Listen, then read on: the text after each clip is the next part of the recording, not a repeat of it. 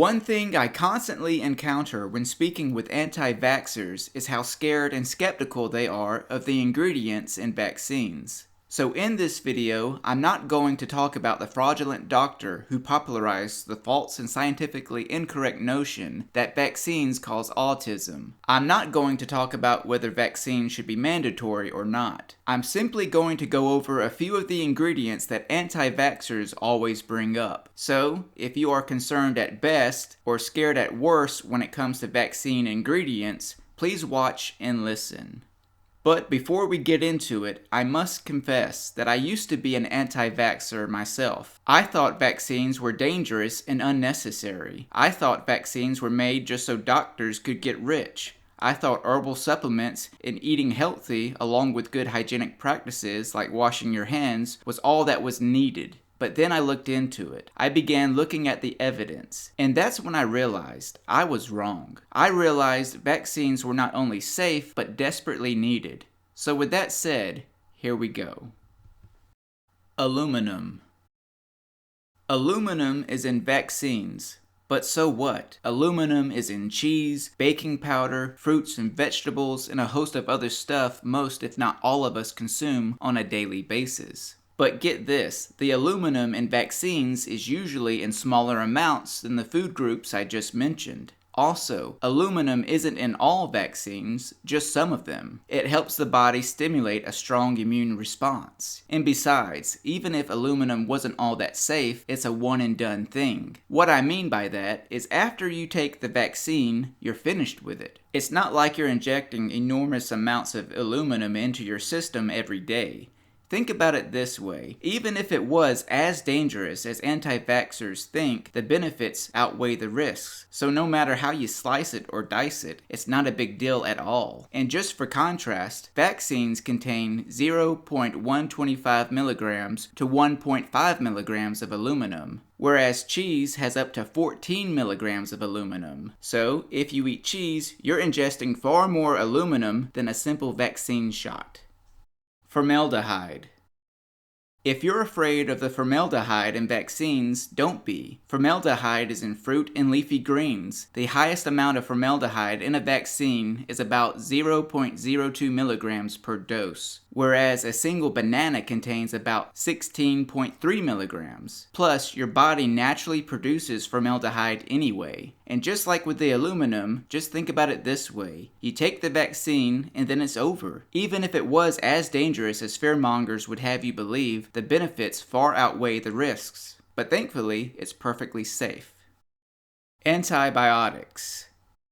Antibiotics aren't in all, but they are in some vaccines. The reason for this is to keep the vaccine free of germs. Basically, it's to keep the vaccine safer than it already is. And again, you take the vaccine, then it's over. You move on with greater immunity from disease. To my knowledge, it's nowhere near the amount a doctor will typically prescribe you when you get sick. MSG. MSG is in some vaccines. But guess what the surprising little secret is? There have been hardly any evidence that MSG causes any health concerns. It's been shown to be safe for 20 plus years. And even if it wasn't safe for every single person, it's a one and done thing. So even if you avoid MSG because you believe it gives you headaches or whatever ailment, it's not like eating Chinese food every day. MSG can be found in canned soups, crackers, frozen dinners, and in many restaurants. Hell, if I had to guess, I would wager one spoonful of Chinese food contains more MSG than a single vaccine. Granted, this is just a guess. But then again, even if the vaccine has more MSG than Chinese food, it's not harmful. You take the vaccine, you move on. Thimerosal.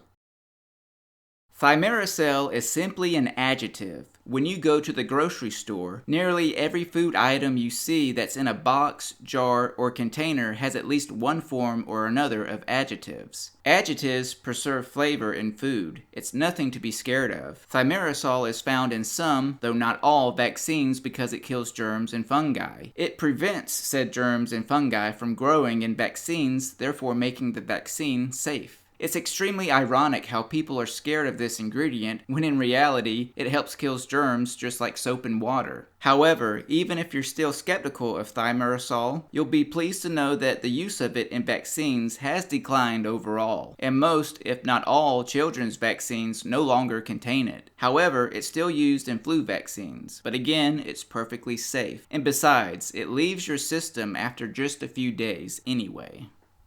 Gelatin. Gelatin is in Jell-O in many desserts like cheesecake, sour cream, pudding, and so on. It's also used for capsules, especially for oil supplements like fish oil, sunflower oil, etc. If you take vitamins and herbal supplements that are in capsules, the odds are they are gelatin capsules.